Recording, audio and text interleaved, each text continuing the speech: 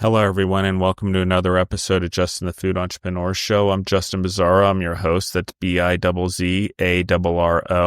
For anyone who's out there, you can find us on Instagram at Justin the Food Entrepreneurs. You can find me personally at Justin Bizarro. Again, that's two Z's, two R's. You guys go to my Instagram, you go to my email, you literally use it on all the forms where it is my name, yet you still misspell my name, guys. When you actually say Bizarro, I love it. Or misspell my first name, which it's on every episode.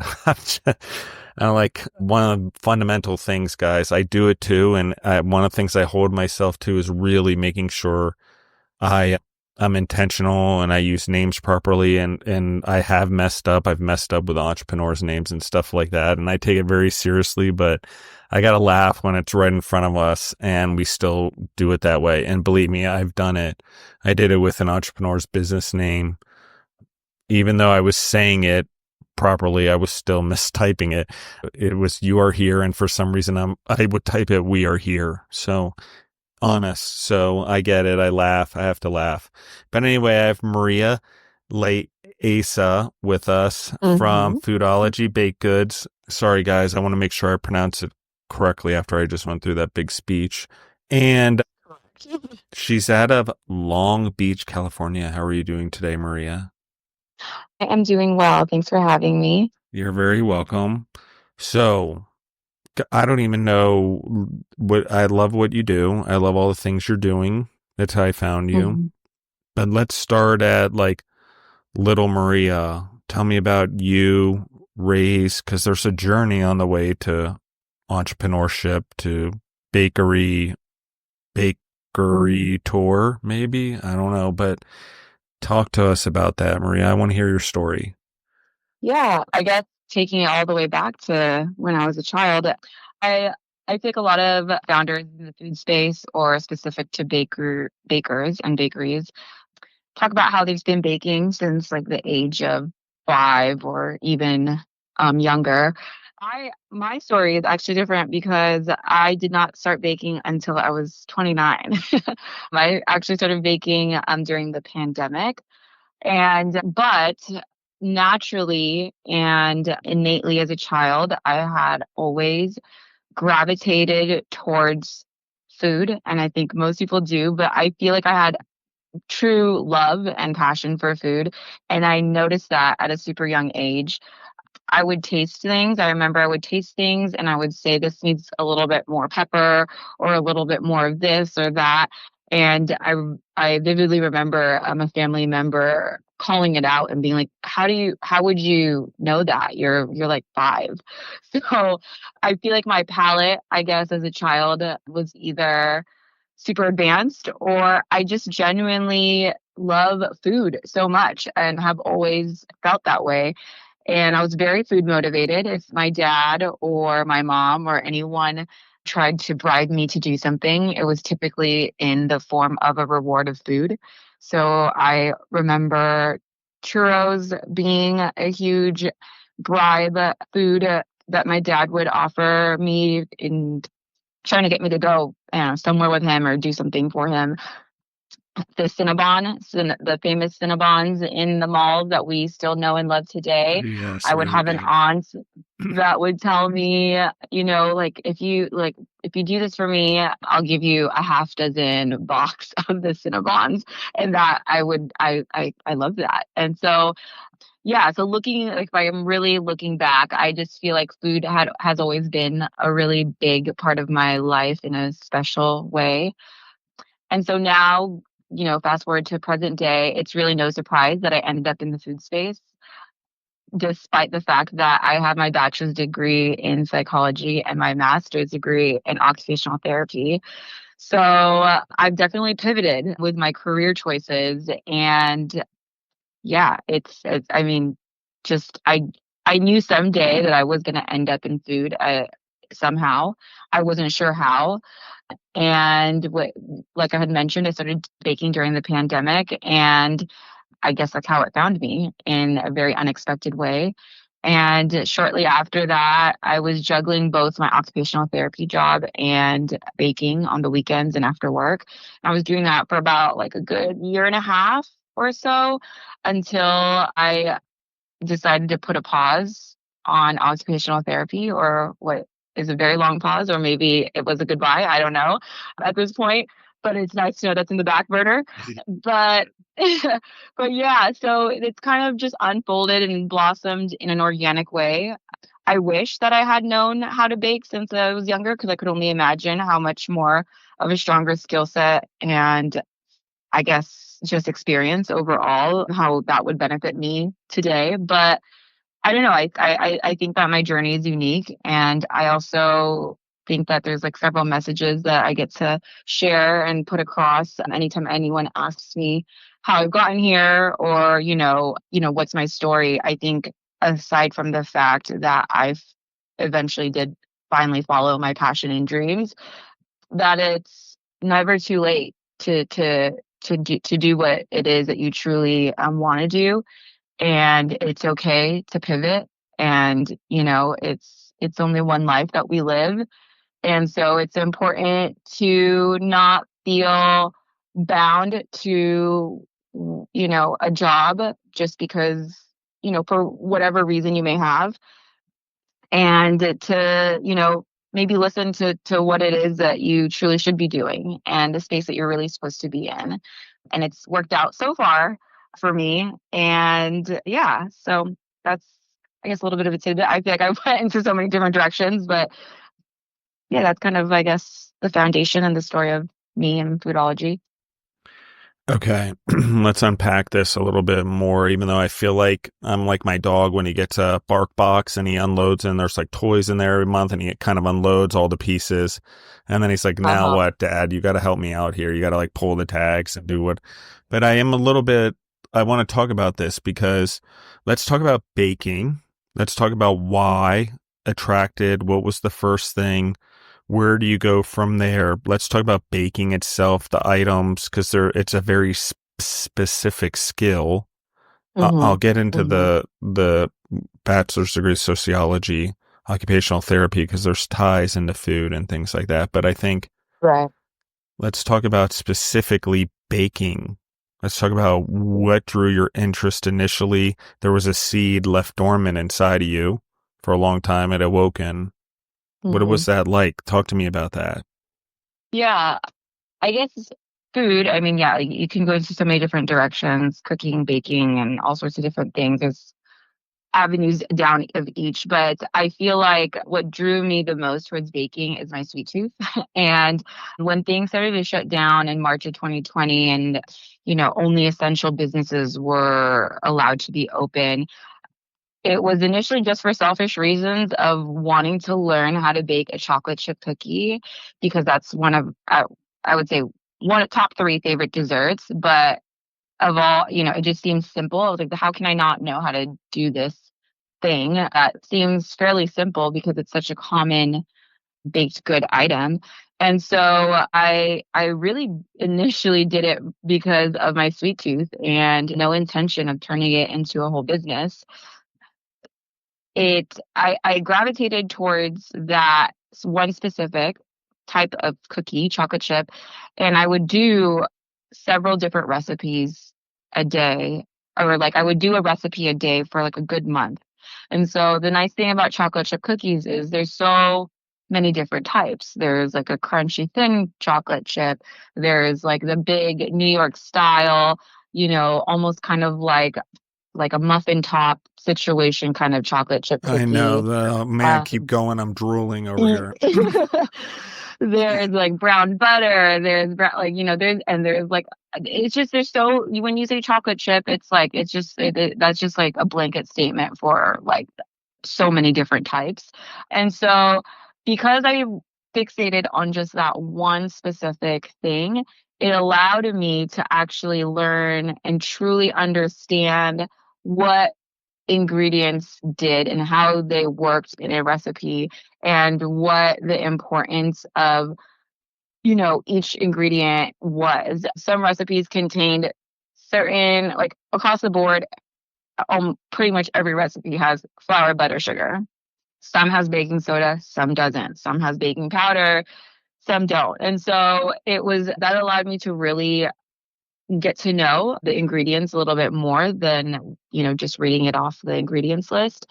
And that kind of like itched my curiosity a lot more because I didn't really know. I didn't know what any of these things did. And so the more and more I got to know how baking is actually not just a science but an art as well, I just continued to be more curious and gravitate towards it a lot more. And so once I was able to hone down a specific recipe and create my own and tweak it in the way that fit my preferences, gained a little bit more confidence into trying other cookie recipes. And then that led me to want to do other baked goods like tarts and brownies and cakes. And I even went down the road of like making my own pasta, which isn't baking, but like, along the lines of just kind of like it opened up a floodgate of just like, I could do this. Like I love food so much that, I've just enjoyed eating it, but now I'm like actually like getting into it in a way where I can understand it in a deeper level. And so the two things that I gravitated to the most that I loved baking were both cookies and brownies. And so now at Foodology, those are the only things that we do. And I think at face value, a lot of people are like, well, when I say like, oh, I have a cookie and brownie bakery, I think they initially just think, oh, chocolate brownies and yeah, like a chocolate chip. Like how far could you possibly take that? But then I go in to explain like, we at any given moment, we offer between 9 to a dozen different flavors of cookies, if not more. And we also offer 7 different flavors of brownies, if not more. And I've been able to get creative with it, I'm Filipino, so I've been able to tap into my Filipino roots, and some of the flavor options that we offer are Filipino inspired, and also other Asian cultures, like matcha we have and pandan. But anyways, yeah, those are the two things that I gravitated towards baking once I figured out how to do it. And that's what we do and what I do every day now. Talk to me about ingredients, importance of them. We've talked about the journey, and I think by really diving into two key things, brownies, cookies, you have the ability to really dive in the ingredients, the chemistry, the way things work together, different flavors, different styles, however you want to look at different culinary creative journeys. Talk to me about that, the ingredients, the importance to you, because I can feel the love and the energy when you talk about it. Mm-hmm, mm-hmm. Yeah, the ingredients are so important. I mean, I now that I understand, before I was just like, okay, I guess I'll throw this baking powder in. I don't know, I'm not sure what it's supposed to do, but it's almost in every recipe, so it's got to, be important. But once I dug deeper and understood like how baking soda and baking powder needs to be activated with an acid. And I'm like, okay, what kind of acid? I'm not putting acid, but then I started to realize that like, certain ingredients, like we use some Greek yogurt in our cookies and brownies. And so something as simple as that can be an activator, eggs, and all those like other ingredients that you just don't really think about and just kind of take it as, just like, okay, like these are just standard ingredients that are needed because that's what the recipe says. But it's so important to know what they do because especially in the beginning when I was just doing everything on my own and I would start to get busier and busier, I didn't know I had to figure out my systems and figure out to like maximize my productivity and also stay organized. And so there was a lot of learning that occurred during that process. And so there would be times where I would create a whole batch of, example, chocolate chip cookies. And when you're putting all the ingredients together, the dough is going to look the same. It's not like cooking where, well, even with cooking, without tasting it, you can't really tell. That's how you would be able to tell. But with baking, it's hard to understand where you messed up until it's coming out of the oven. So, which is the last step.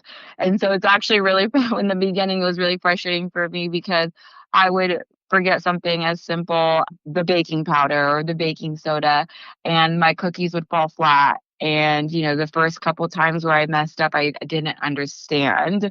And so now knowing and digging a little deeper about the ingredients and knowing how important they are and what each specific one does and all of that, it's allowed me to kind of problem solve backwards when it does occur. And so now with my staff, if I notice something isn't proper, it doesn't look right or isn't properly rising, or, I can kind of, you know, talk with them out like, did we forget this particular ingredient? Did we forget to do this? And then more often than not, it's like, oh, maybe. And then sometimes it's not forgetting. Another important thing about ingredients is always having something fresh, because baking powder, baking soda, cream, all of the all these ingredients that we use have a shelf life on it. And if they're not fresh, then it's not going to it's not going to do what it's supposed to do.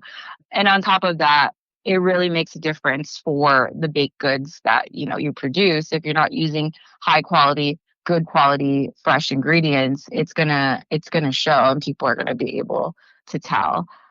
Nowadays, it's really difficult with everything going up, specifically eggs, butter, and cocoa. I mean, chocolate right now is like, think I read it's at an all-time high price point, and it has been actually for quite some time. I've slowly watched the prices rise, and it's difficult to see that, especially in the business that I'm in.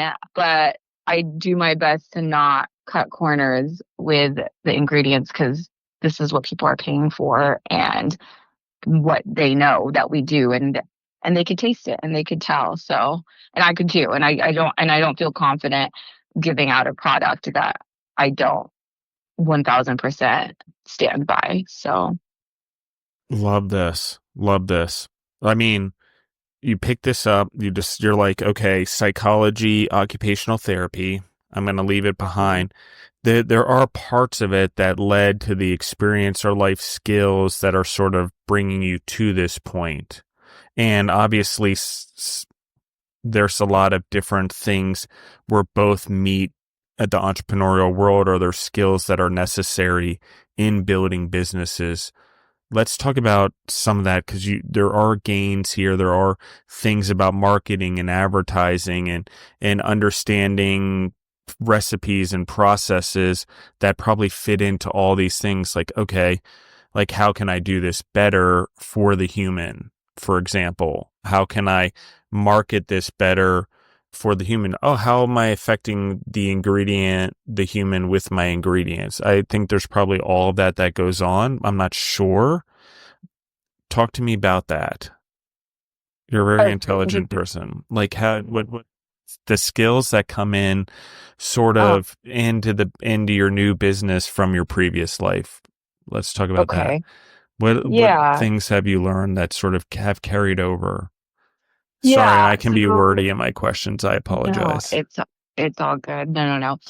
Yeah. So a lot of the times, specifically my family, I think, they're very excited and proud about this journey that I'm set to take on. But early on, I think a lot of them were like, wait, you spent money and time to get this degree. Like, what, don't waste it.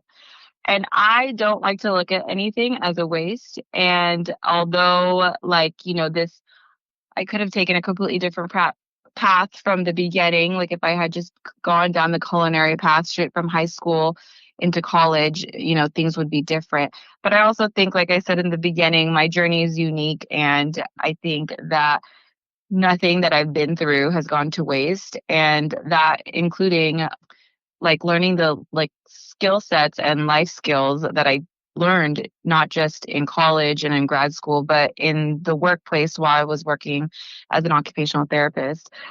I feel like a lot of my, how do I say this, like organizational skills, prioritizing things throughout the day in terms of importance of what needs to get done, and all the like scheduling and all that stuff, because being your own boss, no one gives you a schedule. You have to figure it out on your own.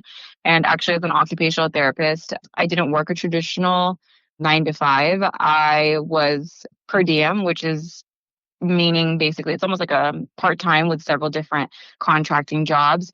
And it was up to me to fill out my schedule. And I was never really told what to do, when to do it. I just was responsible to get it done. And so I think a lot of the lessons that I learned with that kind of scheduling and prioritizing has led me to become a fairly decent organized scheduler now, especially because I'm not just responsible for my own schedule, but my staff's as well. And so things like that, I feel like has helped me. And without those experiences, I don't know how well I'd be able to manage them today. Also, a lot of the people that I made friendships and became colleagues with as an occupational therapist were a big pivotal part of my journey in the beginning of me starting my business, because they were the people that were trying my baked goods and buying them from me. They were some of my first customers, some of my first motivators. And so again, like I think without me going down the journey that I did, I would not have had those experiences. But yeah, I just think that nothing is wasted. And although I still do hold those 2 degrees and I'm not actively using it per se, I think that the skill sets that I've learned from gaining those degrees and, working in the field for a few years has gained me a lot of things that I use today as a business owner. So yeah. I love this. Okay, let's talk about building a business, because that's not none of the I wouldn't say maybe you build a book of business the same way. You have relationships the same way with clients that you try to have with your customers. But let's talk about building a business, because it's something that's new to you.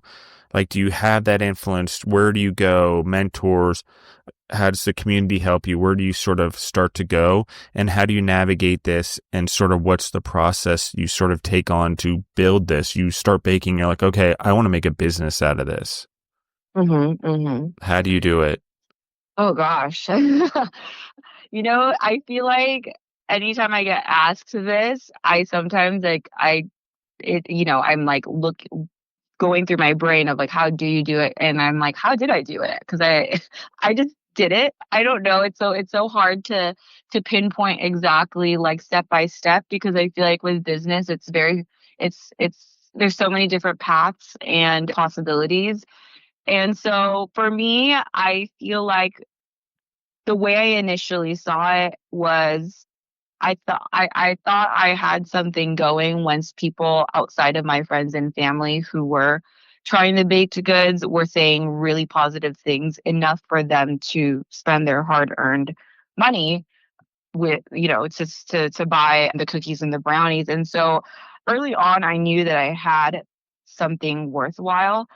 And for me personally, I just love connecting with people. And so I found it easy for myself to go to pop-up markets and sell on the weekends that way, promote my product on the Instagram page. And, not just when people would pick up or, if I would see them at the markets, it wasn't just a transactional, here's your cookie, here's your brownie, you know, here's your cash back. It wasn't just a transactional. I genuinely am interested in like, how did you hear about, Foodology? How did you hear about me? Where are you from? And those kind of conversations I would have with almost every customer, because I genuinely cared about, how they got here. And so I think one of the important things about starting a business is creating like a really strong community and foundation to the business, because nowadays, especially I feel like with AI and just, technology continuously growing in so many directions, I think that more than ever, we as humans are more attracted to the human feel and touch. And what I mean is like, I feel like what I notice with a lot of brands, especially the ones with like a lot of money, even those folks are using AI to, make ads or commercials or whatever. And you can kind of tell, like, I mean, sometimes it's like now it's like actually kind of scary because we can't see the like we can't it's starting to become so good that it's difficult to differentiate if this is real or not. But I think for the most part, we can still identify, like our eyes can just genuinely identify like this isn't real. And so when it comes to small businesses like mine and the kinds of things that I share on my social media, I think people gravitate towards that because it's real and it's not computer generated, and it's something that's honest. And so I've always been pretty transparent with my audience on social media and with the customers that come into my bakery. And I genuinely like especially in Long Beach. Long Beach is such a big city, but it's also very small town feels. And the people that come in, I mean, we have a ton of regulars that come in on a daily basis and a weekly basis. And, like I'll remember like what they told me last, and I'll ask them, oh, how did that interview go? Or how did that, how's your dog? Is they okay after that surgery you mentioned last time you were in here? And I feel like it's me genuinely caring, but it's also like now that I look at it, it adds that extra special human touch to it that can't be really bought or found in a lot of places now that everything is just so advanced in technology. And so overall, going back to the question, I think it's important when starting a business to really to build your community and to not just genuinely care about the product, but the people that are purchasing the product, and making sure that they're not just happy with that, but the overall experience of coming in. I've actually had high school students and college students and even younger than that come in, and their parents have told me that my child had a prompt in their English class about their favorite place in Long Beach or their happy place, and they wrote about your bakery, and they've shared, like, it's happened. I can't believe how many times it's actually happened. It's happened at least like slightly less than a handful of times, but that is way more than I would ever imagine, the kind of joy and happiness that it brings to people so strongly enough to write about it, or to, even consider it to be an answer to a question that asks about what brings you joy and happiness. And so it's little things like that. And I think that when I see other cookie businesses, because cookies are hot right now, and have been for a while actually, but bakeries and baked goods has been such fast growing and big business lately. It's kind of it's kind of intimidating to see the fast growth of other businesses. But when I look at mine, I'm not really looking. I would eventually love for this to become more and more, you know, more growth every day, every year. But the way that I also like to look at it is sometimes fast growth is not exactly ideal. And I just love the idea of growing organically and letting the community grow strong. And in times of like just, times are difficult now and have been for a while, but I love that people are turning to us as a source of happiness. And I think that's what creates like a really strong brand and business. Okay, let's talk about finding a location, creating a bakery, hiring employees, like all of this, because I think it's important.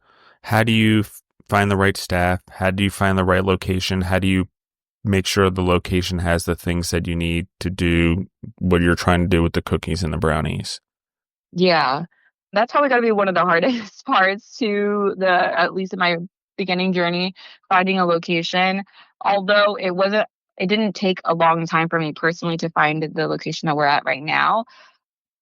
It is it's really important to understand the community that you're gonna be serving, and to understand the foot traffic and the flow and all those things. And then on top of that, finding a space that not only fits the equipment that you're going to need, but also to make things less complicated, you want to find a space that is already food, like that was already previously a food establishment of some sort. It's not impossible to take an old office or an old clothing store and turn it into a bakery or a restaurant, but the process is a lot longer. There's a lot more permits, a lot more financial things that you're going to have to do in order to make ends meet. And so when I found this space, I found it in Belmont Shore, which is a really popular area in Long Beach that has specifically it's Second Street. And it's a street it's pretty much like one of our downtowns. It's got, a bunch of bars, restaurants, local boutiques, all sorts of different things. And so naturally, when I saw this space, I immediately considered this like a great opportunity because of the natural foot traffic that the restaurants and the boutiques already bring. And in addition to that, our shop is actually one street away from the beach. It's like the street right over. People cut through the alleyway on the side of our bakery to get to the beach. And so I found opportunity in that. There's going to be a lot of families and kids, and so I thought that was also another great reason to take up this space. And because it was a food space before, that was like pretty much that was the ideal situation. So although it didn't have all the equipment that I needed, like the oven, the hood, I would do all that stuff. But at the end of it, it only took me about 4 months from signing the lease to opening our doors. At the time, it seemed like forever, but it took roughly about like 4-ish months until we were able to open doors, which in retrospect is so fast compared to my other friends who are also in the food industry who have taken upwards of almost 2 years to open up a space because of just permits and just having to redo certain things. Once you get into a space, it's your responsibility to update what the city is expecting you to update. So luckily, we did not have to do any of that and didn't come across too many challenging things. And so yeah, I think it's important. Location is absolutely important, especially if you're brand new. Although I feel like I had like a really strong community on social media, I was still not well known in my community. And so I needed to be in a space that naturally had a lot of people, brought a lot of people in, and yeah, that's where we ended up. I love it. This is incredible. I just love the pivot. I love the preparation. I love all of it. Well, I want to tie back something. You mentioned food as a family being important. Your palate developed at a very young age, not knowing the importance of it, sort of being a late bloomer in terms of baking and food and stuff like that. Let's talk about the importance of food in your family, culture, breaking bread, love through food, because I can tell you love it. I can tell it's a part of your passion. The way you loved your clients in the previous life is the way you love your customers in this life. And the vehicle then is different than the vehicle now. And the vehicle now is food, but also community and also relationships. So let's talk about the importance of food to you, to your family, that love that you sort of, I can feel in your energy. I think the audience can probably feel it too. Yeah, yeah. Yeah, so I'm Filipino, and so food, I mean, just like in many, many cultures, food is like the center of all gatherings and of all things. And so I was born in the Philippines, but I grew up here in California. And so I strongly hold ties to my Filipino side because my family is very traditionally Filipino. But since I grew up here, I also, feel strongly and identify strongly as Filipino American. And so what I see in terms of, I actually recently went to the Philippines, and everything that you do is revolved around food. And in Filipino culture, it's actually considered bad or not polite to turn down food. And so no matter how full you are, you've got to at least take a few bites of whatever it is that is being offered to you. And so the whole time there, I was just completely full every single day, every single moment in the best way possible. But my family, we food is just the center of like all celebrations. It's the first thing that we like talk about when we're about to do some kind of gathering. Like, what kind of food are we going to be bringing? What are like what is it? And so even as a child, that was like the number one thing that I looked forward to during family gatherings is the food, what food is going to be there. And my dad passed away when I was a lot younger. I was 10 when he passed away, but he also was a lover of food. And I think that a lot of what I love and know is because of him. And a lot of the things that I actually, some of my favorite foods now, I mean, I was 10, so I was like old enough, but also young enough to not completely remember. But some of my favorite foods now are things that maybe my mom or someone will mention, like, oh, that was your dad's favorite too. And so I just feel like food has like a very special, just brings such a special connection to people in a way that can't other things, like there's no other way that food can do what it does in, how do I say this? Like there's no other way that food can reciprocate that kind of feeling and joy than anything else in the world. I don't think that there's anything that can compare. And that's my personal feelings towards it. And that's why also like Foodology, we do cookies and brownies, but we're also like a little foodie gift shop. So everything that we have in the shop in the front of our house, we have like a little gift shop walls. There's two that we curate from small businesses. So I only source things from small businesses, and it has to be like a food inspired item. So we've got matches that are like have like little like food like drawings on it. We have like candles that are shaped into like lemons and eggs. We've got books all about like different types of cultures and their food. And so at the end of the day, I always just come back to like food. And this is like the thing that I feel have always felt so passionately about. And I think it does have a lot to do with my upbringing and just the way that my culture has put food on such a pedestal. And I'm glad that they do because it's everything that I know and love. So yeah. Okay, let's talk about the name. How'd you come up with it?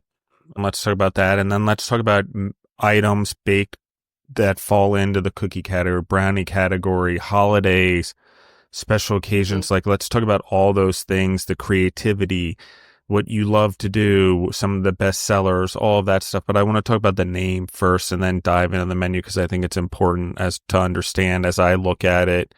I think there's a Uh-huh. clear tie in there. I like it a lot. Yeah. Go ahead. Yeah. So the name Foodology actually initially started because prior to me learning how to bake, I had an Instagram account, which I just, aside from my personal account, which I named Foodology. I can't exactly tell you why I had initially named it that, like, or where I had like truly gotten that from, but I feel like it just kind of came to me, and I just wanted this specific Instagram page to be about all things food. And so I that's what it was. And it was a small page. I didn't have a big following. It was just for friends and family mainly. And I was just posting about all the different kinds of food that I was eating, whether I made it or bought it or was at a restaurant or at a bakery. It was a page that was just particular to food.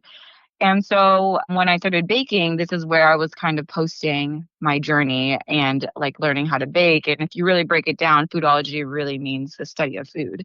And in hindsight now, it's like, wow, like I didn't know why I named it that. I didn't have this very specific reason. But in hindsight, it's like, oh, I truly, during the pandemic, when I learned how to bake, I actually was studying the science of food and like what things were doing and studying food on my own as a self-taught baker. And so the name just stuck and I continued to keep it that way. And then when I opened the bakery, I had a vision early on that I wanted the bakery to have the gift shop that I had mentioned with all the little food inspired sorts of things in there. And so it all kind of ties in together because we've got, the unique foodie gift shop in the front and then the baked goods that we do. And I don't think that there's anything I personally, I mean, maybe it does exist, but I personally have never specifically been to a bakery that was specific to cookies and brownies and that was also a little gift shop. And so I like to call it a little one-stop shop because a lot of people like to gift our cookies and brownies during special occasions as well. And so what I've found is that people actually appreciate that we have that there because that's where they get their cards and the little gift. And then now they're getting the cookies and brownies, having it all together. And then it's just like a one-stop shop for folks to get what they want and need for special occasions. And then also on the, on the flip side too, it's just like a nice little kind of place where people feel happy and and it's like a little happy place of like all these like very positive, happy things that are all around, and then you're getting your delicious cookie and brownie. And so yeah, so that's where the name comes from, and it's kind of slowly organically grown into what it was meant to be. Wow, I love this. Talk to me about customer feedback loop. I think it's probably something from your past that's in your present. Getting the Hmm. information back from your customers, what works, what doesn't work, what works in the gift shop, what doesn't work. How do you Hmm. sort of analyze that, get that feedback because it's part of keeping the engine running that is your business? Right, right. Yeah, I mean, feedback is everything to me, and sometimes, I mean, we've been lucky, and for the most part, well, I don't want to say lucky because we worked hard to get to where we're at, but a lot of our reviews online are really positive, and so we, even the positive reviews, we take that to heart and understand, like, okay, this is what we need to keep doing because this is what people are loving. And then on the very small chance that we do get the not so great reviews, those are the reviews that probably stay in my head for much longer than it needs to be, and I could probably like memorize it and repeat it by heart because the for some reason the negative reviews are the ones that stick and hurt the most. But I also take the opportunity to understand what it is that needs to be worked on, and so we take both positive and negative reviews to heart, and closely analyze it in a way to continue to help our business grow and make sure that it benefits everybody. And so when customers have we have a lot of flavors that come in and out. So we have a lot of flavors that are permanent, but we also have a lot of flavors that come in and out monthly. And so if I notice that a particular cookie has been getting a lot of questions in terms of when is it coming back, or like, can this be a permanent, those are the things that I consider in terms of, should we keep this as a permanent menu item? If there's a cookie that I notice that isn't really getting that much feedback in terms of like those kinds of questions, or I guess like no one's really curious about its return, that helps me understand, okay, like this is not something that like is urgently needing to come back. And when we do bring it back, I would love to like tweak it a little bit more because, people weren't as excited about that as, this cookie or this brownie. And so, yeah, customer feedback is honestly everything.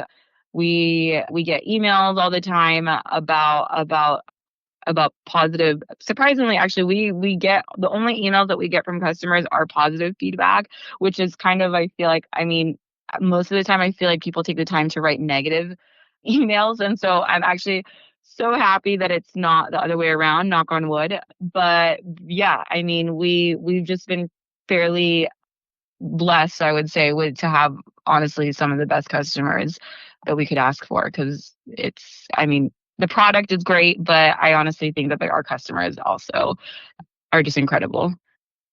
I love it. Let's talk a little bit more about building your team, getting Hmm. the team to make sure, well, if you're there, if you're not there, handling the same customer service, core values, treatment of the community, all of that Hmm. stuff, stocking shelves. Let's talk about building that team, modeling Yeah. it. Let's dive into that.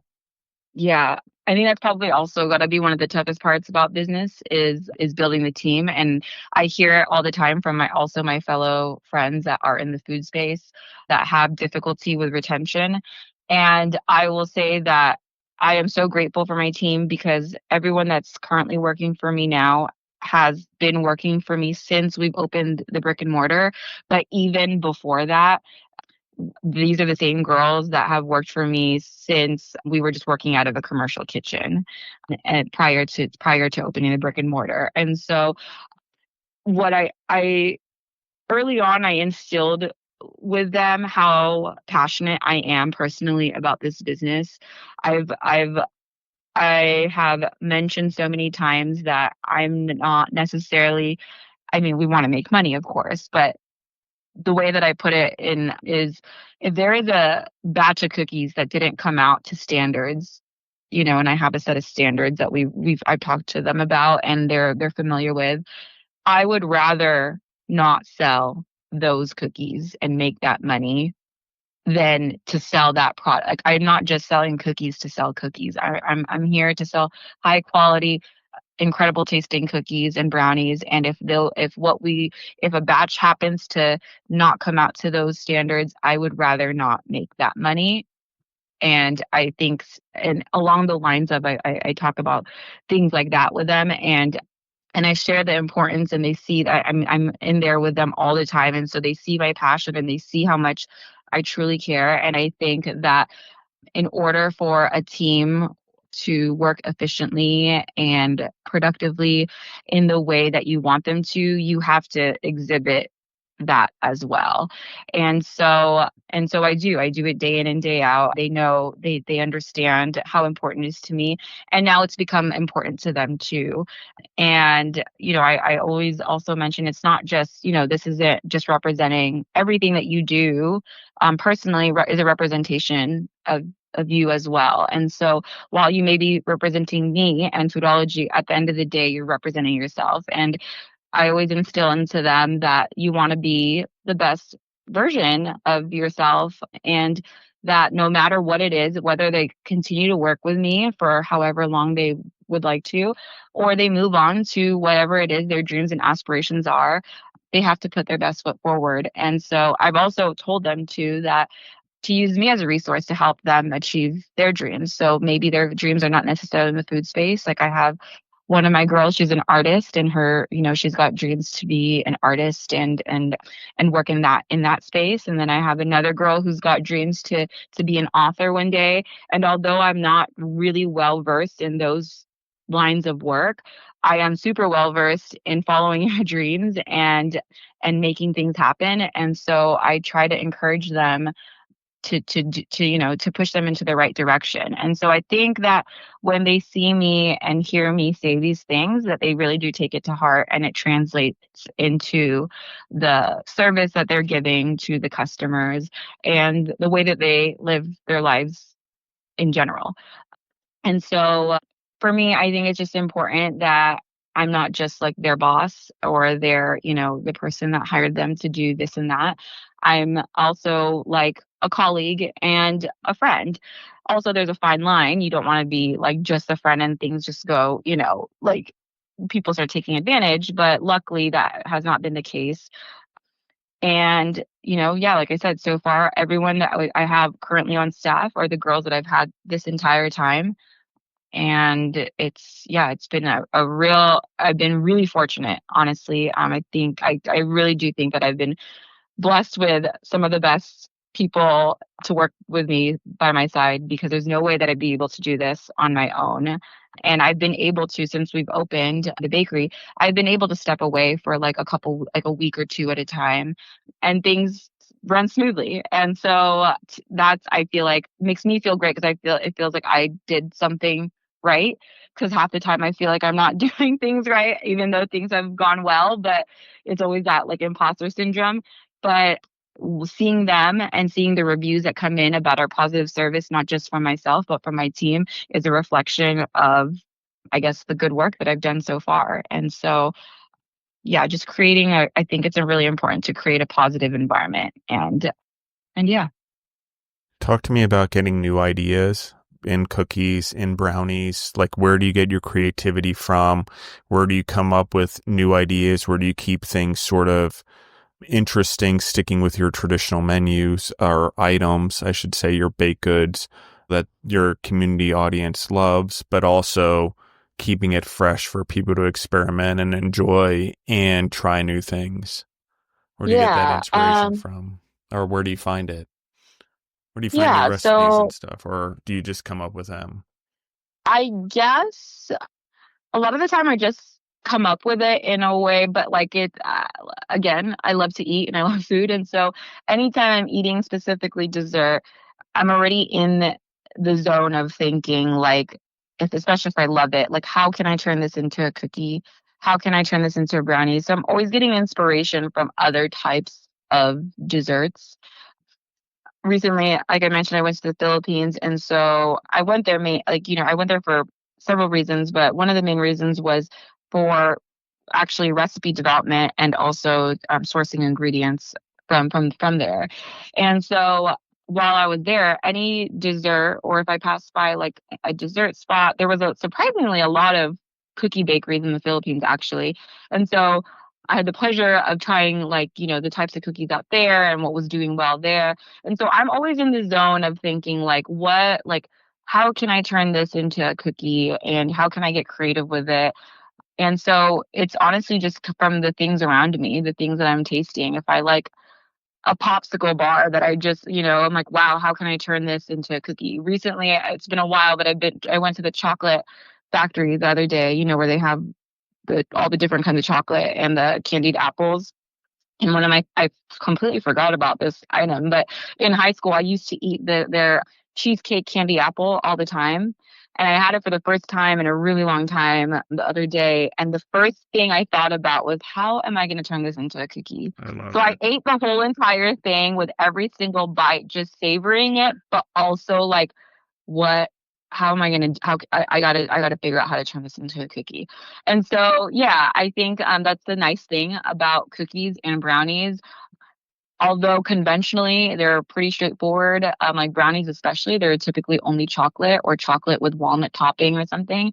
I have been able to create a recipe in a way that I can introduce other flavors. So we have 7 flavors of brownies, chocolate, of course, being one of them, espresso being another, which is closely to chocolate, but then the others don't have traditional chocolate in it. So we have a matcha one, which is made with white chocolate, but then we've also got strawberry, pandan, ube with Oreo, and none of those have any chocolate in it at all.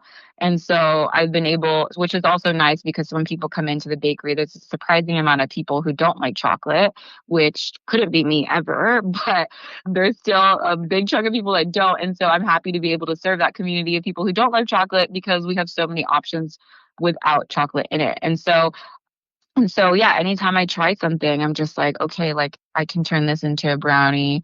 Like let's like pull these flavors and like, make it happen. And so yeah, I'm just constantly whatever it is I'm eating, I'm constantly thinking. My brain doesn't stop when it comes to recipe development. Amazing growth. Where are you hoping this goes? Where are you wanting it to go? Sort of you're building social media. I can feel the momentum your business is getting. It didn't happen overnight. It took time, as you mentioned earlier, but where are you hoping this goes? Yeah, I mean, there's just so many different directions that it can go in. I think every day there's like a new thought or idea that comes into my head. But for the most part, I think generally in the next few years or in the next year or so, I would probably like to open another location. The space that we're in right now, although it is in terms of location and just for it to be a starter location, it has been incredible. It's a really small space. I think right now, I forget the exact square footage, but we're for sure like somewhere around like 700 square feet for the whole thing. That's including the front of the house. So our kitchen is small and I like to play it safe. And so when I got this space, my first initial thought is, I mean, always believe in yourself. And I do, but I also always have second thoughts. And so what attracted me to this specific space was because of how small it was and that like, if things don't do well, then like it's not like I'm at least using every square footage and like, I'm maximizing the space to its most potential. But now I think that I definitely did not think of the other end of how successful we were going to be. And now our kitchen, we are slightly outgrowing it.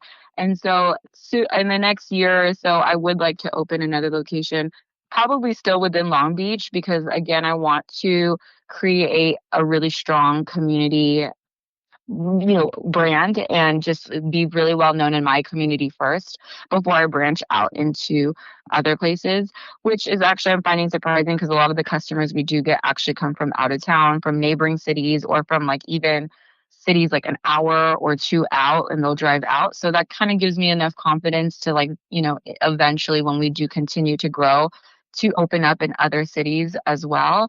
But I would like to have multiple locations. And then down the line, I'm also considering possibly going down CPG. And so, having consumer packaged goods on the shelf, like, the grocery or major stores so that it is even more accessible to people. But I know I've already started kind of diving down and understanding the world of CPG, and it's pretty cutthroat, and it's a difficult world to be in. But I don't know, it seems exciting, and so possibly CPG one day. Yeah, I was on the other side. I was the one producing CPG also, so I know the leap you're about to take there. I Mhm. just took the leap on the other side. I was running massive facilities, so we took the leap to do it for others and co-pack. But yes, I do know what you're talking about because I learned a lot what individuals need and what their products need and stuff like that, and had some lessons for sure. But I like this a lot. I believe that your products would do very well in a CPG environment as well. Yeah, yeah. I mean, I always think there there's no limit to dreams. And so, I could keep dreaming that dream, but then, if I don't end up in that path, that's okay too. I'm loving the path that we're currently on right now, but I feel like there's just so many different avenues that it could go in that are all exciting. And so, we'll see. But I know CPG is kind of, it's a wild, wild west. I know Expo West is actually coming out, is actually in a couple of weeks. So I'll be there. I like to go every year just to kind of, see what's going on. And it's exciting stuff, but I know it is a challenging path. Yeah, I'm going to say this. Normally I don't dive in as much on this one, but I'm going to give some advice on this. And this is for the audience too. Like normally I would coach someone or consult someone. This is what I would say to them in your circumstance, because I Uh-huh. think it's important that you build something. One of the things that attracted me to your business to be on the show was the diversity in it. Something that you did from day one by just having good business mindset, good entrepreneur seedlings that have spread inside of you, is that you vertically integrated your business from day one, and you offered not too many products that's like stumbles most bakeries, but you didn't stick to one, which is now Crumble's hang up. Crumble is Mm-hmm. grew so fast, $1 billion company, blah, blah, blah. But now the sales have fallen to 40% of what they were before. And now they're needing to add back cakes or muffins, or they're struggling here. Okay. The other part that Crumble missed was the vertical integration. If I already have them here buying the cookies, why not the card? Why not the candies? Why not a sandwich? I don't know, whatever. Okay. A sandwich is a bad example, but what I'm saying is you have a captured attention. Okay. And now that I woke everyone up by saying sandwich and I got your attention, here's what I mean. Okay. If I'm going to scale a business and I'm going to build a business and I'm going to make it attractable to people that don't just want something that's trendy, something that's a flash in the pan now, it needs to have vertical integration, needs to be the ability to make money on multiple levels. Okay. Which you have. You have multiple brownies. You have multiple cookies. They're unique. You're creative. You add new ones to the list. Awesome. Then there's the gift shop, which allows the vertical integration even further, which people can just be there for that. They can be there for the cookies. They can be there for the brownies. Oh, but I also need this for this occasion, catering, birthday party, birthday present. Oh, get well soon, whatever. That's there. All important. Okay. That's what makes this attractive to me. Okay. And if it were me and I were going to do CPG, I would do a CPG item that they couldn't get in my store that's not a cookie or a brownie. I would do something that's like unique to you and they could get in your store, maybe at the gift store or easily available to go, but also they could get it in a grocery store and a CPG or something like that as well, adding to your mix, not taking away from what you already do in your store. Mm-hmm. You know, the biggest thing the biggest mistake Taco Bell made, and people aren't going to believe me on this because people are like, yeah, they sell it all in their homes. It's great, but the problem is now people don't go to Taco Bell to eat Taco Bell with the sauce. Mm-hmm. So now they just bring it home, and now I don't have an excuse to go to Taco Bell to get the sauce, which is the main appeal of Taco Bell. Yeah. Yeah. So Inter- that's one of the things I would say, and I'm not saying there isn't, but maybe it's a cookie that is only CPG that you don't offer fresh, or it's something like that. But I just wanted to encourage that with you Yeah. as well, because that's part of this arsenal and part of the vertical integration you're already doing is the CPG. It makes sense in your model. You already have a model to help build your own brand in a CPG world in a very small scale. And then also being able to not only cater or give it away, but now ship through Goldbelly through a CPG that people can only get shipped. So now I can only get these if I go to the store. I can get these if I order them. But now I really have great loyal customers who, if they really like it on Goldbelly, now when I go to Los Angeles, I'm taking a trip to Long Beach to get the ones in store. Because if they're this good as a CPG and I can only get them here, what can I get that is unique just to the stores? Right. Yeah. I didn't have not thought of that, but I mean, that is a good consideration. Yeah, no, I'm not saying it's what Yeah. to do. You know your business more than anyone, but I was Yeah. just thinking that you already have this amazing infrastructure to scale, and Yeah. CPG does make sense. Yeah. Now it's I like, just, go ahead. I initially, so from the beginning too, I had Yeah. spoken to a business owner, not in the baking space, but she had a brick and mortar in the food space. And she had initially told me, do not ever open a bakery. And so for a while, it got in my head. And so I thought I wanted to do CPG first. And then I listened to the story of the owner of Tate's Bake Shop, Kathleen King. Are you familiar with Tate's? Very familiar. Yes, and her story and how she created strong community within, her own community in her bake shop and super well known there. People would flock over there when they vacationed and all these sorts of things. And then she was able to grow the business into, well, I mean, she had her downfalls with bad business partners and all that, which was, a really sad part of her story. But she, still overcame that. And I mean, gosh, she's what did she sell it for? Like 500, $500 million, I think. Yep. Yeah, it's amazing. Yeah. So I found value in, like, having a bake shop, really, like, honing in on the importance of community and then building a CPG from there. I don't think she understood where her brand was going when when it was unfolding. And that also kind of gives me comfort too, because as much as I'd love to see, like, my mom, like, bless her, she wants my business to do so well, but she's constantly asking, like, what are we going to do for growth? What are we going to do for growth? And I'm just like, wait, let's, like, I need to, there's steps that need to be taken in an organic way. Like, I mean, yes, Crumble is $1 billion or whatever they're worth, but you're right. I know I've been following what's going on with them, and it's not looking too great. And so I think there is also value in just slowing down and taking the time to understand the business and taking it from there. But yeah, I like that advice that you gave about the CPG exclusive product. That could be something. You have a really good brand. You have a really good product. And that just from a business entrepreneur mindset, you've assembled something already. And I agree with you, and I will support the decision that the foundation is the most important before you scale. And if it's not ready yet, it's not ready.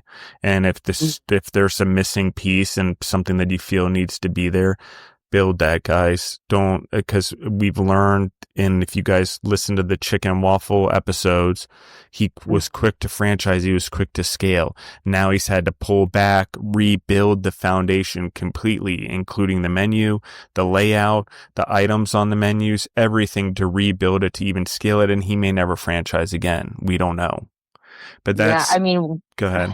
yeah, that story. Yeah, I mean, listening to that too, I remember early on, even before my brick and mortar opened, I had already had someone who was in the franchise business. If I early on, I didn't even have my own store. I was just in a commercial kitchen at this point, and they had already asked, like, "Do you want to franchise your business?" And I was like, "I that sounds enticing, but." No, like I have there's no foundation, and it's just that seems like a recipe for disaster. I think too fast of a growth is just it can be dangerous, and that scares me. And so I'm not looking to just create a brand I mean, there's some businesses that are meant to create and sell, but that's not the kind of business this is. And so I'm looking for longevity, not, I guess, the opposite, whatever the opposite of longevity is. Yeah, legacy. You want legacy, not quick. You don't want ups and a quick down, because that's what happens. Mm-hmm. Mm-hmm. And we even just heard a story about a 100-year-old business that during COVID made some bad decisions, or didn't do things right, or didn't take money when the government was offering it, and now a 100-year-old business legacy is gone in California. So Oh, it's, oh, I don't think I heard about that. yeah, I believe in down at Fisherman's Wharf. And so in San Francisco, so these are, things that, out of the ashes came an entrepreneur in some ways, a really great one. But, these are things that if we don't have strong foundations, guys, and strong legacies and diversity in our businesses, if they're only relying on what comes in the door, we're too reliant on one thing, and people are like, wait, I have how much on my menu? No, that's not what I'm talking about. I'm talking about Yeah. scaling your business, or leading your business to be strong enough to weather disasters. To be what we're talking about here is there's other businesses around the world that are very, very old restaurants or businesses, and ancient parts of the world that are sometimes 500, 600, 700 years old. There's companies in Europe that are that old. Mm-hmm.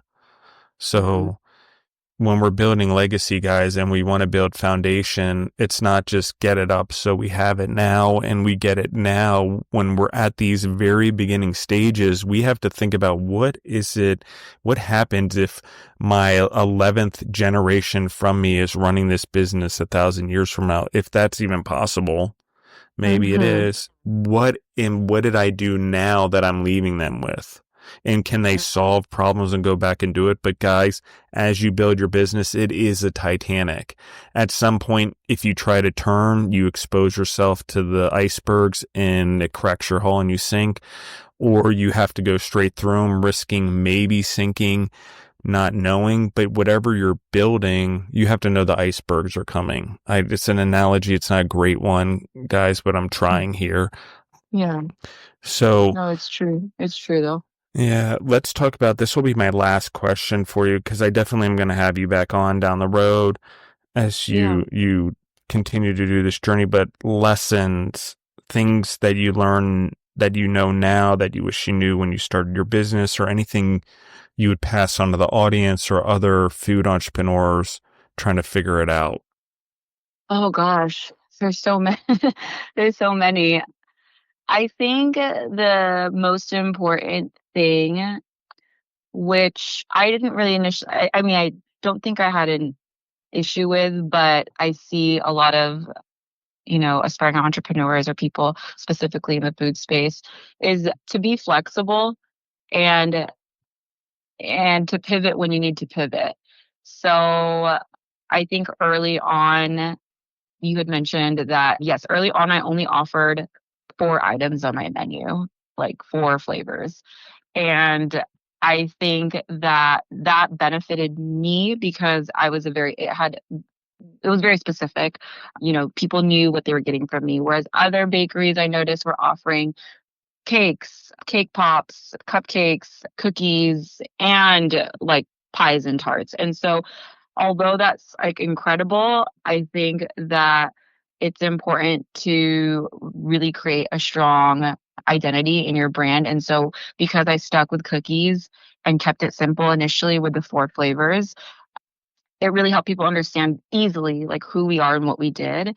And so I think that anytime anyone asks for advice, that's actually one of the main things that I suggest is to hone in on what it is that you want to be well known for and like work from there. And I think you already were touching on this, but some people are not willing to pivot or to be flexible, and that can be more harmful than not. And so you got to stick true to what you truly think is right for you. But when you need to make changes in your business and you need to you know either I don't know. You just need to make changes. I think you have to just be honest with yourself. And if that's what you got to do, that's what you've got to do. And so for me, I think that I've actually been overly flexible and am willing to do whatever it takes, even if it means less sleep, a lot of less sleep, I will do it. And so, yeah, just kind of having that tenacity and that continued drive and motivation to just keep going and then factor in the flexibility. I think all of those are things that are a recipe for success. And yeah, I don't think I've stopped working a day since I started this business. My mind, even when I'm out of town or technically not supposed to be working, like I said, when I eat something or when I see something, my mind is constantly just working and figuring out like, hey, I like that concept. How can I tweak that a little bit and like, make it my own and introduce that here at Foodology. And so, yeah, I just keep going, keep going. It's okay to take breaks, but keep going, be flexible. And yeah, I mean, I would say those are like the top things to traits to have for continued success. What is your motivation and inspiration? What is that thing that you're discussing? What is it that keeps you going? I think that what keeps me going the most is that I see the potential for more. I don't foresee, like, I don't see the ceiling on this yet. And I don't think ever, because there's just so much possibilities. And I think that's what attracts me the most about entrepreneurship and business is that it's forever growing and it's forever changing. And I think naturally I'm a pretty creative person and I'm glad that I get to exercise my brain in that way. So I think my personality type just naturally I get excited about things that keep my brain going. Of course, I do have days where I'm like, I can't think anymore. I like no one talk to me. I'm shutting off my phone and going to sleep.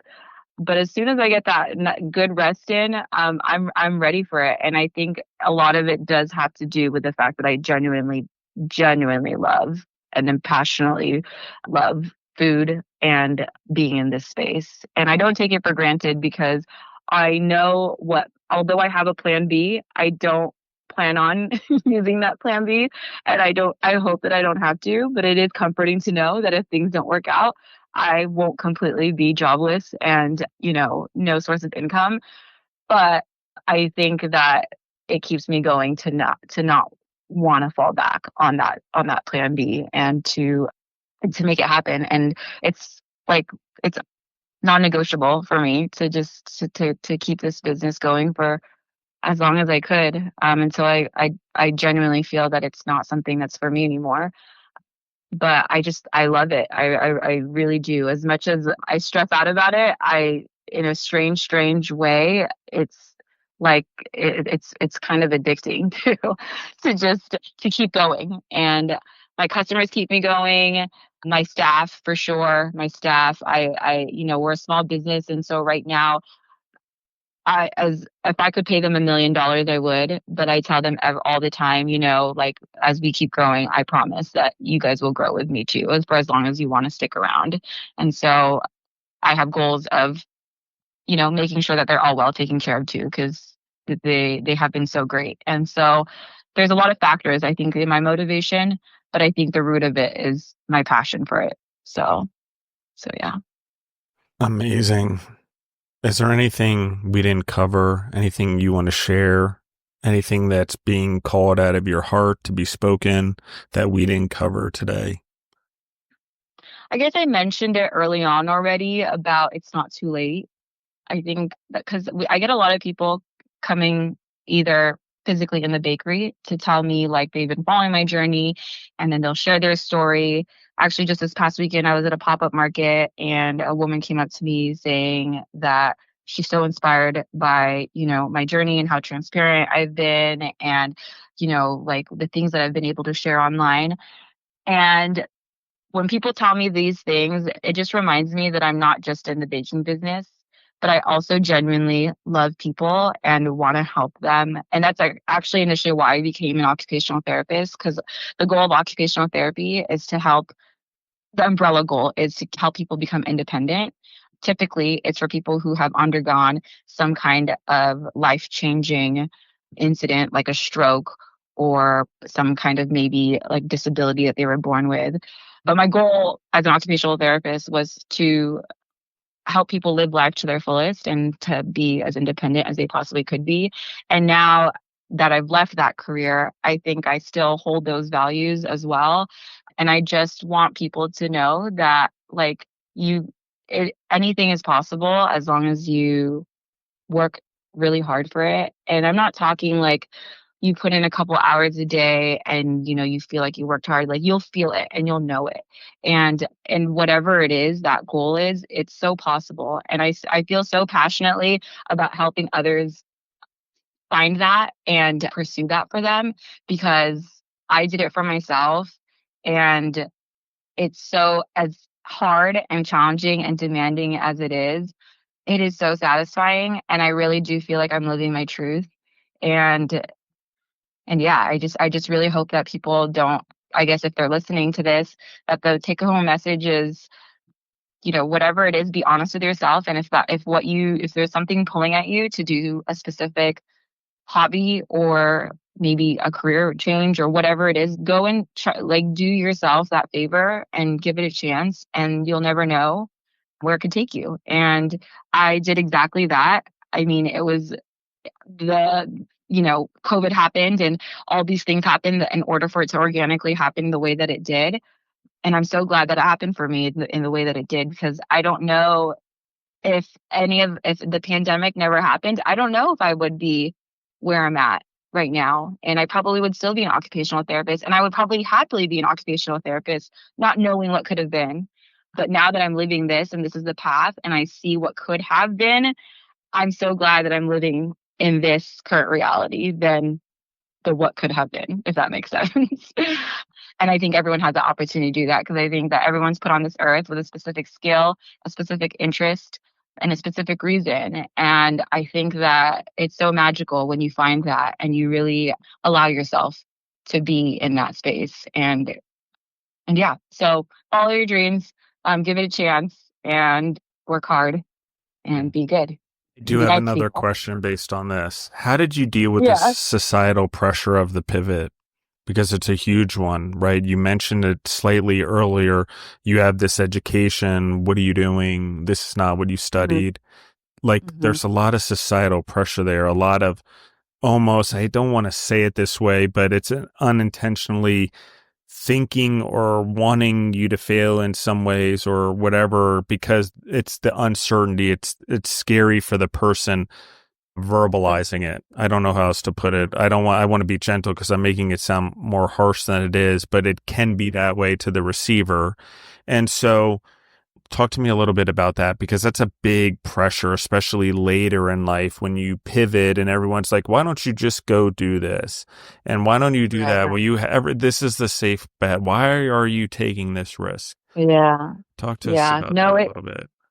I mean, it is tough because, in my culture, in Filipino culture, it's pushed on you to be a nurse because it's a safe career choice, or something in the medical field. I personally know, like, I can't handle blood or any of that stuff, and kudos to those who could, because I just can't. But I was initially really pushed by my family to follow that path. And I am innately a little stubborn. And I think that actually serves me a purpose. Not always, but in this case, I think it did. And so, I mean, I did take it to heart what people were saying. And, I mean, it's like, yeah, you spent all that time and all that money. But my rationale is, okay, so why would I spend more of my time and essentially money too, because there, like, in certain careers, you cap out of how much you can make.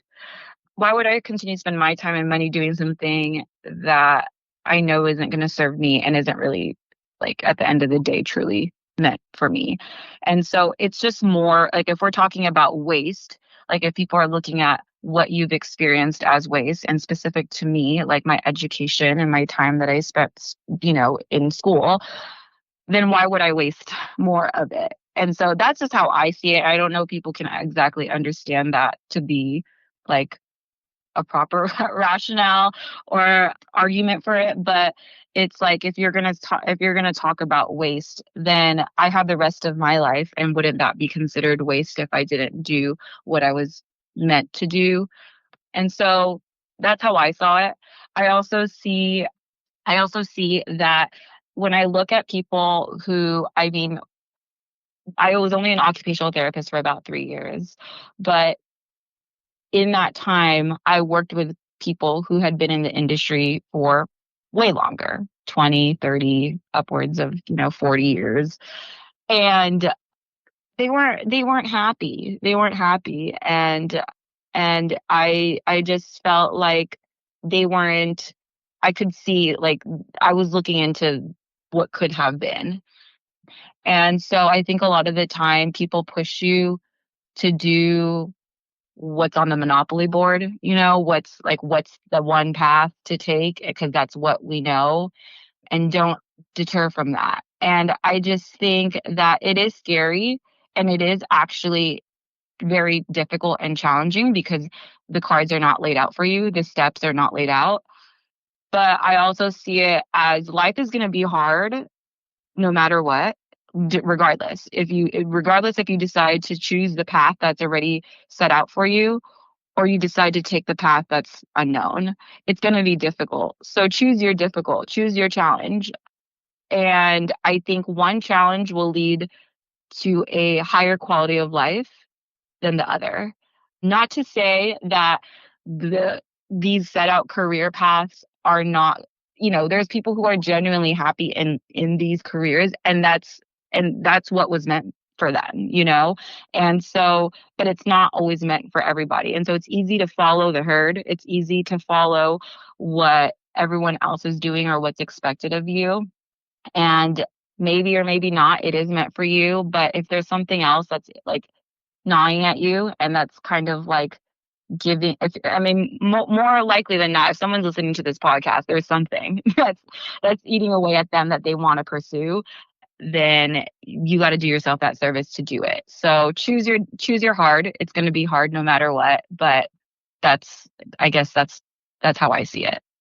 Awesome. Thank you so much. Where can they find Yeah. you online? Where can they find your business, the address, the location, all the social media, all that good stuff? Yeah, we're most active on Instagram. And so you can find us at Foodology Baked Goods, which is spelled food, Foodologie,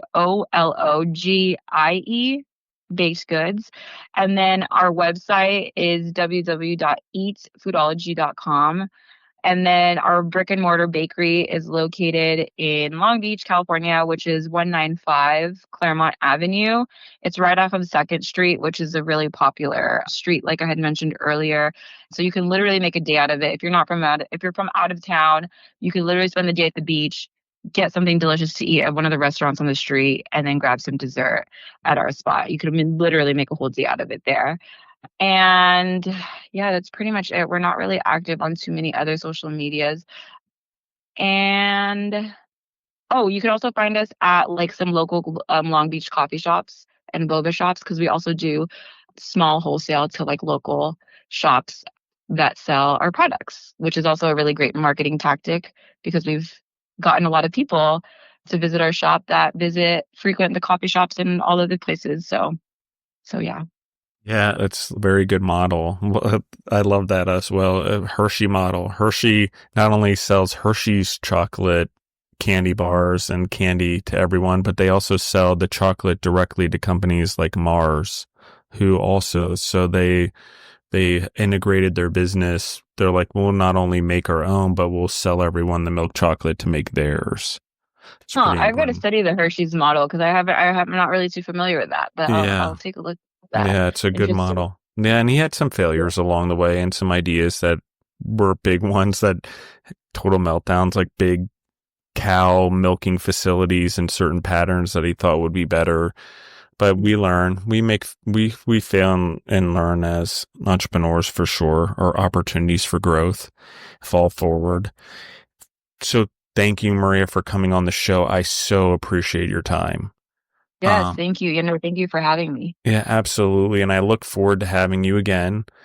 Everyone in the audience, please like, share, try, order the cookies online, whatever you can do that.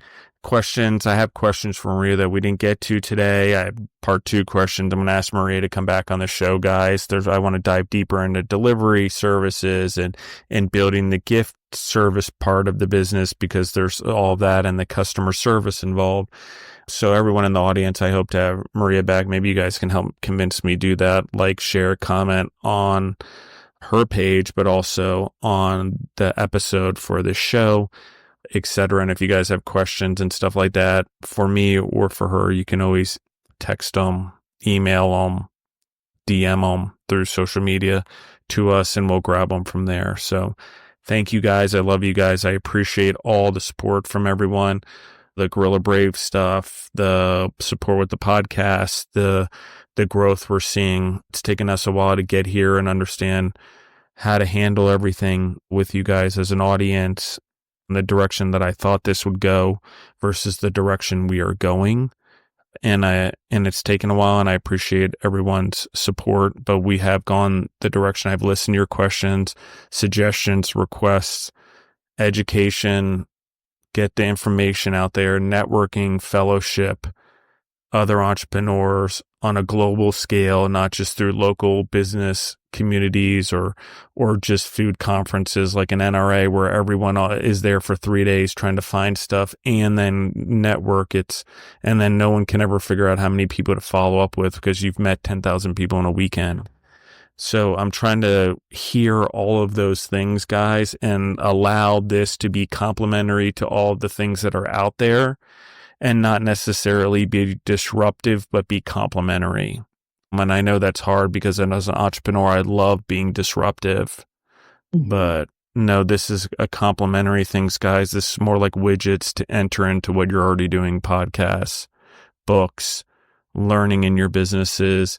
This is the fellowship piece where learning from each other, learning from core values, spirituality, things that maybe normally you wouldn't get out there in business courses or in an MBA or in those type of things. We're trying to fill those gaps. And for the entrepreneurs trying to start out, maybe from other fields, late bloomers like we're talking about on this episode, that's why the Instagram page for Gorilla Brave exists. That's sort of the lower hanging information, starting up, what's trending, what's threatening. If you're a food truck, commissaries, if you're going into CBG, what to look for in a co-packer. If you're trying to bring spirituality into your business, there's a lot of ways to do that. Bringing God in your business, things like that, in a way that's more palatable versus a way that gets, believe me, I've done it in my businesses. I know what it's like to have people run away from you all of a sudden because you're trying to integrate a higher standard into your business. We'll call it that. But it's okay. I've learned it and I understand it, and now gone to school for it as well, going to school for it. So that's the important thing that we navigate, because I hear you guys, all of you guys are looking for that, building those core values. So this is a way to do it that I think is the highest level of building it. So why I don't want to dance my way around it. We're just going to go right to the top, the higher standard, and then somewhere in between where we are now and where the highest standard possibly is, the universal law, we can fill in the gaps in our business. So that's the approach we're taking. So thank you, Maria. It really means a lot. I appreciate you juggling everything around and me changing times on you just so the audience knows. Every once in a while, I have to change times or I have family emergencies. So I did have that. And I appreciate your patience, Maria, and rescheduling and working with me. So thank you for that. Love everyone in the audience. I love you guys, the entrepreneurs out there. Keep kicking butt. Always rooting for you guys. International audience that is just growing at such a cool rate. Very cool, guys. Thank you for the support. Thank you for the love all over, in places that don't even speak English, which kind of blows my mind. But anyway, you guys are awesome, and thank you. We're out.